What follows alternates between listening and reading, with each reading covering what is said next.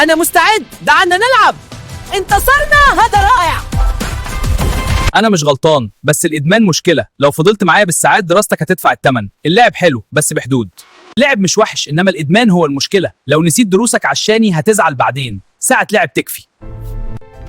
أنا مش دايما مفيد زي ما أنت فاكر.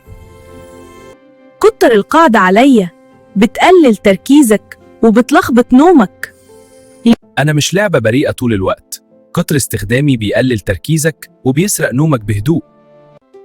لو كبرتني زيادة عن اللزوم هتتعب قبل ما تكبر فعلا.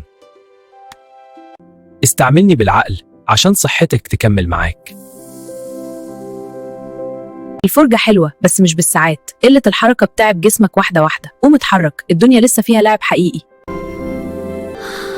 ساعات طويلة قدامي. أنا بحب الترفيه بس بكره الكسل. كتر الجلوس معايا يخليك أقل حركة وأقل نشاط. إيه اللي بيحصل؟ واجبك لسه ما خلصش؟ أنا خفيف وسريع بس بسرق الوقت. لو خدت مكان الكتاب الفهم هيقل. استخدمني للمفيد بس. Hey, it's time to sleep. Just 5 more minutes. No, now. Ugh, fine. بصوت ومحدش سامعني. السهر على الموبايل ضيع نومك، ومن غير نوم مفيش تركيز.